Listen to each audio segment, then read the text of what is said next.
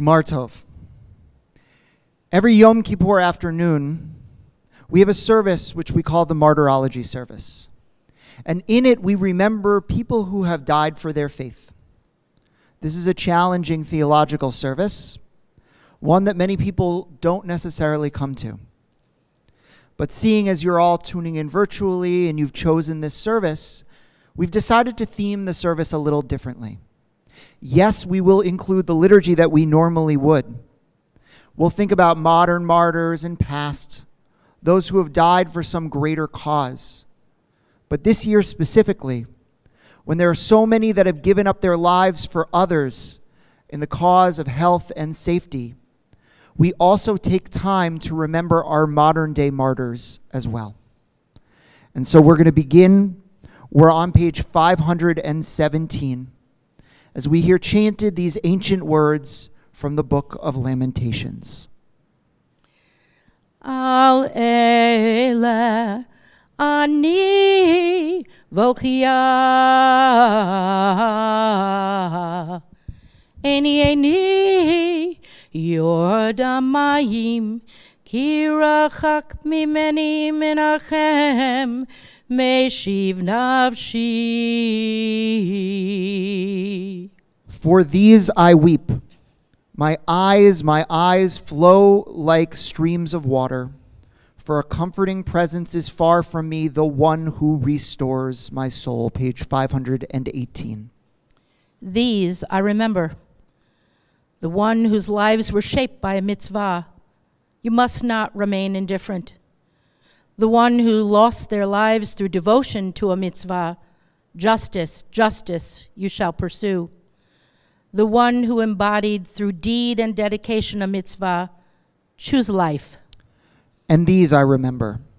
The ones who mended the broken, brought healing to the wounded, fought back despair with the solace of faith. The ones who breathed life into a prayer, letakem olam b'malchut Shaddai, to establish in the world the sovereignty of high and noble purpose. I remember these. Artists of the soul, architects of redemption, the activists and advocates of justice and beauty, exemplars of Tikkun Olam, repairing the world. On this holy day, we remember. And we begin by remembering the traditional 10 people that we remember on Yom Kippur, known as the 10 sages or the 10 martyrs. These individuals were executed by Rome in the uprisings of the 1st and 2nd centuries of the Common Era in the land of Israel. Though many other Jews lost their lives as well, the courage of these 10 has been recalled for centuries in a Yom Kippur poem of lament, Eila Eskara, These I Remember, which reflected the experience of Jewish communities devastated by the Crusades, which began in 1096. And we recall their names: Rabbi Yishmael, the high priest; Rabbi Shimon ben Gamliel, the prince of Israel; Rabbi Akiva; Rabbi Hananiah ben Tradion; Rabbi Chutzpit; Rabbi Elazar ben Shamua; Rabbi Hanina ben Chachinai; Rabbi Yeshev the scribe; Rabbi Yehuda ben Dama; and Rabbi Yehuda ben Bava. But we don't just recall them. We recall so many other people who have lost their lives in the service of their tradition. We recall also people in our day who have lost their lives not in the service of their tradition, but in the service of a just and noble cause. And so I'm going to read a reading now by my friend, Rabbi Daniel Bar Nachum, who, taking these words, made them applicable for our time. Eila eskara v'nafshi alai eshpecha. These do I remember, and I pour out my soul within me. In the last months of 2019, news reports began of a new virus that had the potential to make its way around the world and become a pandemic. Though the first news came from China, the virus spread quickly through Europe and eventually made its way to the United States. The numbers rose exponentially day after day, both the sick and the dying. Many who perished have not yet been officially counted. The most vulnerable communities were hit the hardest: immigrant communities, essential workers, the elderly in nursing homes. This new coronavirus does not discriminate. No part of our society, nation, or world would be left unscarred by this silent predator. So many of us, our friends and our neighbors, mourn their loved ones taken too soon. So many missed the opportunity to say goodbye. We mourn alongside them, and we use this sacred moment of memory to recall the many victims more than there needed to be. Today, as heaven and earth are at their closest, we are asked to come to an accounting of our year. We recognize the pall that these deaths have cast over our lives, and we remember these victims. Each represents a world of family and love that has been shattered. And we remember these few, but we mourn for them all. Ela eskara v'nafshi alai eshpacha. Ela eskara, we remember them. Yolanda Kaur. She was a registered nurse and a manager at Augusta University Medical Center in Georgia. She was working on her master's in nursing. She was regularly described as a kind and caring and helpful go-getter. Her workers described her as magnetic and how everyone wanted to work in her unit. She always stayed until her work was done, always with a smile and always talking about the two sons that she loved so much. Her family remembers her smile, selfless heart, the joy which filled her life, and the strength that she had. Dying at the age of 40, Yolanda leaves behind a family and a community. Eila eskara v'nafshi alai v'eshpacha. Eila eskara, we remember these people. We remember Harvey and Marguerite Feldman, who fell in love at first sight, and they were married for 66 years, dying within weeks of one another, both succumbing to the virus. Harvey was born in Brooklyn, but Marguerite was a survivor of Auschwitz and Bergen-Belsen. They met at a hospital as Harvey recovered from tuberculosis.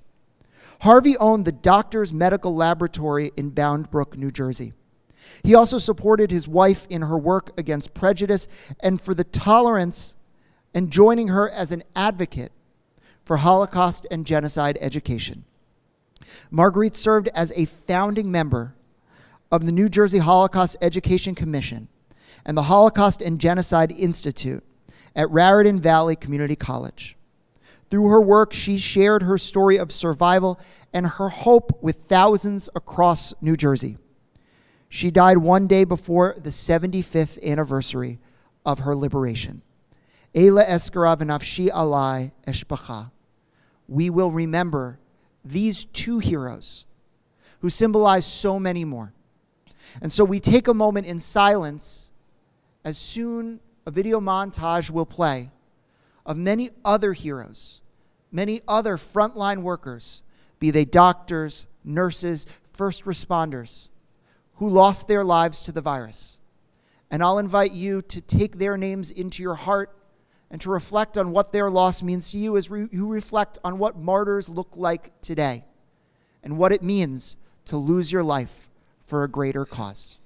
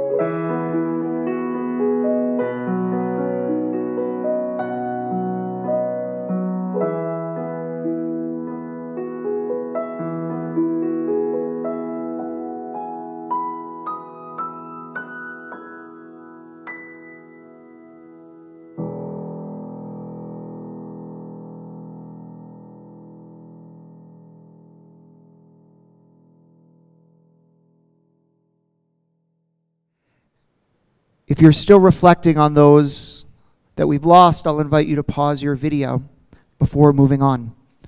You could also take time to look through any of the biographies of modern-day martyrs.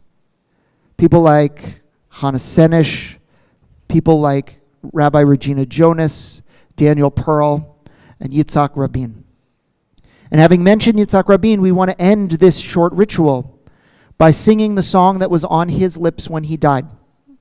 If martyrology is the act of dying for some greater cause, then Yitzhak Rabin, who dedicated his life for peace and justice, surely did die a martyr. And he had these words, the words of Shir LaShalom, tucked into his breast pocket that faithful day. So we turn to page 531, and we join together in this final song, this song of peace which implores all of us to seek peace and wholeness.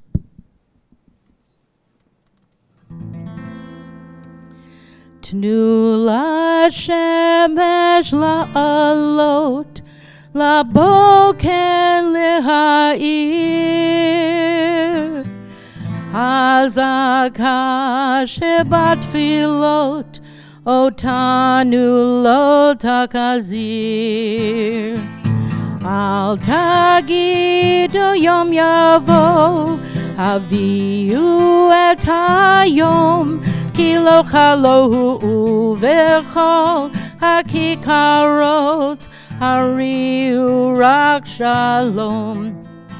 Lachen rak shiru shir l'shalom al tifla shufila mutav tav shiru shir l'shalom betzak akagdola lachem rak shiru shir l'shalom al tilchashut fila mutav tav shiru shir l'shalom betzak agdola.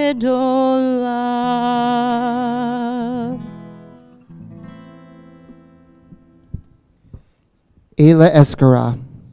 On Yom Kippur, the voice of sacred history calls to us. These shall you remember, their lives, their deaths, their legacy. Their legacy is in your hands.